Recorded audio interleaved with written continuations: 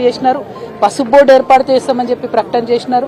కానీ ఆ దిశగా ఏమీ కూడా జరగనందుకు నిజంగా బాధగా ఉన్నది. పేరుకే ఒక గెజెట్ ఇచ్చి పసుపు బోర్డు ఇచ్చిరు తప్పితే దానికి చట్టబద్ధత లేదు.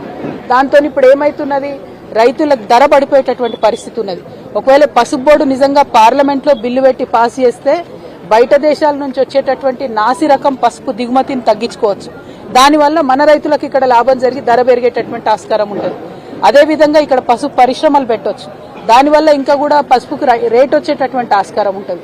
అవన్నీ పోయినా ఏదన్నా ఒక సీజన్ లో పంట ఖరాబ్ అయినా రైతులకు మద్దతుగా ఉండేందుకు 15,000 మద్దతు ధర ఇస్తే ఆ భయంతోనన్నా వ్యాపారులు మరి వీళ్ళని కరెక్ట్ గా చూసుకునే అవకాశం ఉంటుంది. ఇవాళ ఇవేమీ లేనందుకు ఇక్కడ మొత్తం మార్కెట్ లో వ్యాపారులంతా కూడా సిండికేట్ అయిపోయినరు. మొత్తానికి మొత్తం ధర తగ్గిస్తున్నారు. వచ్చినటువంటి రైతు ఒక్కొక్కరు 2, 3, 4 రోజులు వెయిట్ చేస్తే కూడా కనీసం ఈ వెరైటీ ఏంది, బిల్ ఏందని చేస్తలేరు.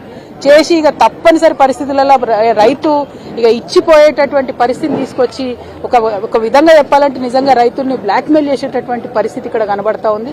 వచ్చిన రైతు ఖాళీ చేతులతో ఎట్లా వెనక్కిపోతాడు, మళ్ళా పంటనంతా ఎట్లా ఇంటికి తీసుకుపోతాడు, ఆ దీనమైనటువంటి పరిస్థితిలోకి నెట్టుతున్నారు. మార్కెట్కి వచ్చిన రైతులు 3, 4 రోజులు ఇక్కడ వెయిట్ చేసి ఉండడం అన్నది నిజంగా చాలా దారుణమైనటువంటి పరిస్థితిని కూడా మనం చూస్తా ఉన్నాం.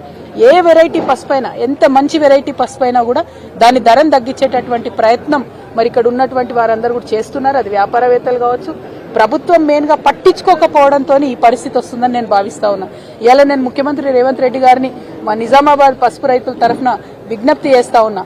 మీరు ఈ నిజామాబాద్ ప్రాంతానికి వచ్చినప్పుడు ఎన్నికల ప్రచారంలో మీరైనా రాహుల్ గాంధీ గారైనా పసుపుకు మేము 12,000 ఇస్తామని చెప్పారు. పసుపు ఎంత కమ్ముడు అయినా సరే మీకు తక్కువ పడితే ఆ మిగిలిన అమౌంట్ బోనస్ ఇస్తామన్నారు.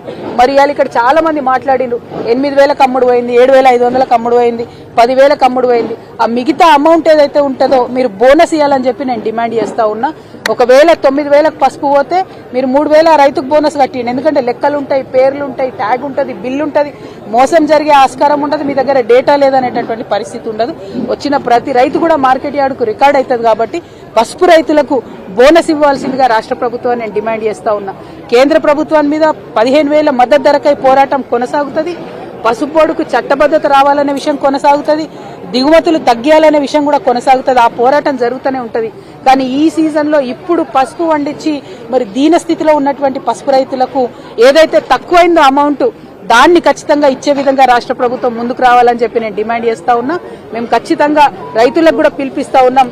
ఈ రాష్ట్ర ప్రభుత్వం మొద్దు నిద్రపోతున్నది. ఇక్కడ వ్యాపారులంతా సిండికేట్ అయి రైతుల్ని మోసం చేస్తుంటే చూసుకుంటా కూర్చున్నారు తప్పితే రేట్ను పెంచే పరిస్థితి లేదు. మళ్ళా